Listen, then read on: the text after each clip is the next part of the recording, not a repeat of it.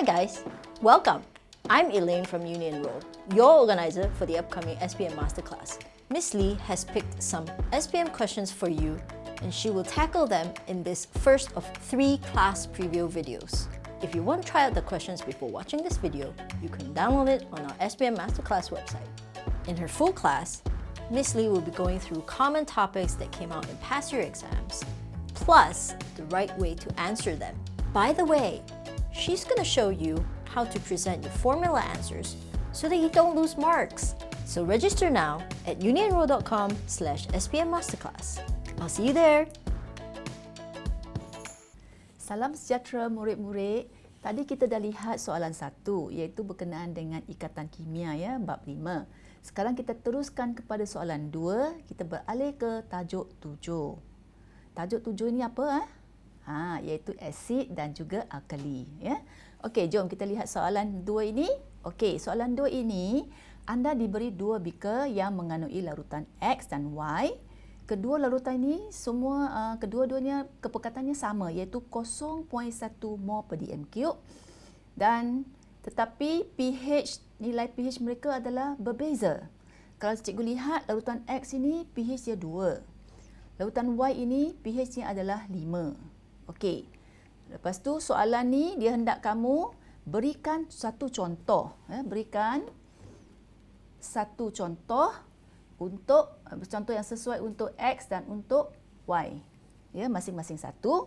Dan selepas itu kena bandingkan serta terangkan tindak balas yang berlaku antara larutan X dan Y ini dengan menggunakan magnesium. Jumlahnya adalah 6 markah, ya. Okey, jom kita lihat macam mana kita nak selesaikan soalan ini. Okey, terlebih dahulu kita lihat soalan yang pertama. Ya, ada 2 soalan di sini sebenarnya. Soalan yang pertama kita pecahkan iaitu kamu dikehendaki memberi satu contoh yang sesuai bagi X dan juga Y. Jadi macam mana saya nak tahu nama larutan X dan Y ini? Apakah clue yang ada dalam soalan itu? Cuba perhatikan soalan. Iaitu kamu diberi pH, nilai pH 2 dan 5. Okey, di sini cikgu nak kongsikan tips lah. Sebenarnya bukan tips sangatlah. Ini kita boleh kata sebagai imbas kembali sahaja. Iaitu, lihat di sini skala pH. Seperti mana yang kamu lihat, warna pun cantik ya. Daripada 1 sampai 14. Okey, kalau pH 2 di sini bermaksud dia apa? pH 2 ni bermaksud dia adalah asid.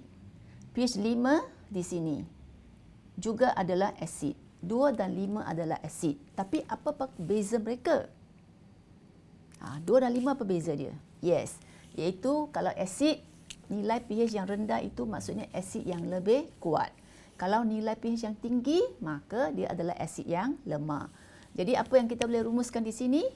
Okey, jadi X di sini Y ya. X ini adalah asid yang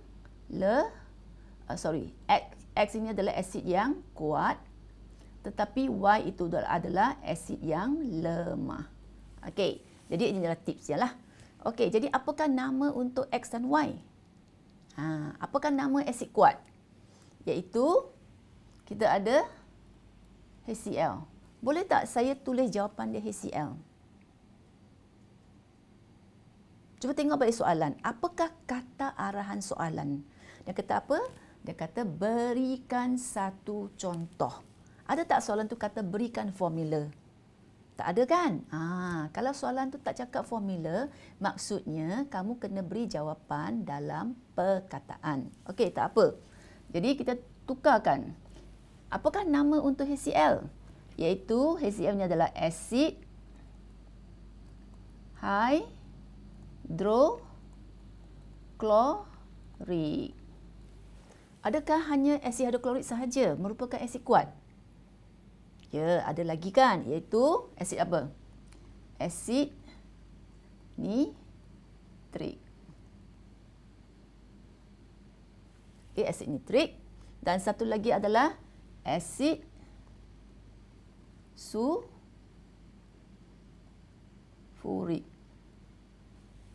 Ya, so ketiga-tiga ini jawapannya boleh diterima. Betul juga. Okey, sekarang kita lihat pula Y.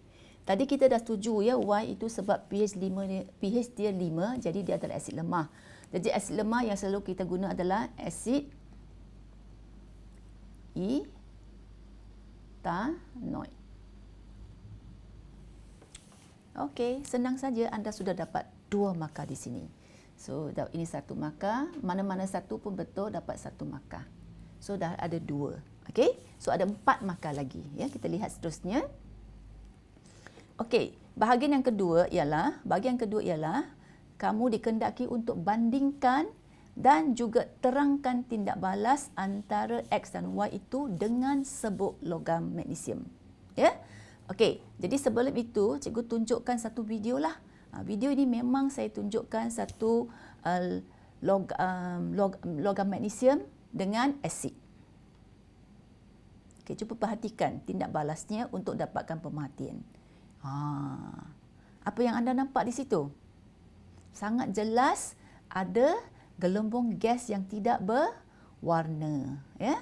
Okey, itu adalah pemerhatian yang perlu kamu terangkan dari situlah. Jadi kenapakah adanya tindak balas macam ini? Okey, saya sambung lagi untuk habiskan video ini. Anak-anak cuba perhatikan ya, macam mana kita boleh uji gas ini. Okey, nampak banyak gas bubble ya, udara di sini, gas ni. Okey, cara nak uji gas ini ialah iaitu di sini video ini menunjukkan kita dekatkan sebatang kayu uji bernyala. Okey, apabila sebatang kayu uji bernyala didekatkan pada mulut tabung uji ini, ada satu bunyi pop. Jadi ini menunjukkan gas hidrogen terbebas. Ya. Jadi di sini cikgu sharekan tips dia. Teorinya ialah iaitu asid bertindak balas dengan logam akan menghasilkan garam dan juga hidrogen gas. Jadi di sini kalau kita lihat soalan di sini, maksudnya anda kena cari. Ya. Okey. Sorry. Sebab soalan ni suruh kamu bandingkan. Jadi kamu kena beritahu apakah yang sama dan apakah yang berbeza. Jadi 4 markah itu adalah pemerhatian, hasil tindak balas, kekuatan dan juga bandingkan kecergasan tindak balas. Ya. Okey. Hai murid-murid, kita sambung balik ya. Sekarang ni cikgu nak kongsikan macam mana kamu boleh dapat 4 markah lagi. Okey, ingat tadi markah yang pertama adalah tentang pemerhatian. Ya. Okey, cerita tentang pemerhatian iaitu larutan tak berwarna dan pembuakan gelembung gas tak berwarna kelihatan. Ya, apabila asid X dan Y bertindak balas dengan magnesium, kerana apa? Kerana asid bertindak balas dengan logam menghasilkan garam dan hidrogen gas. Okey, poin yang ketiga. Kita bandingkan asid X dengan asid Y. So, asid X tadi kita kata dia pH 2 kan? So, dia adalah asid yang kuat. Manakala Y itu adalah asid yang lemah. Okey, jadi X mengion dengan lengkap dalam air untuk menghasilkan ion hidrogen berkepekatan tinggi. Manakala untuk Y pula, disebabkan dia asid lemah, maka Y akan mengion secara separah saja dalam air dan menghasilkan kepekatan ion hidrogen yang rendah. Okey, jadi ini bermaksud tindak balas X dengan magnesium adalah lebih cergas daripada Y dengan magnesium. Okey, itu sahaja daripada cikgu untuk soalan nombor 2.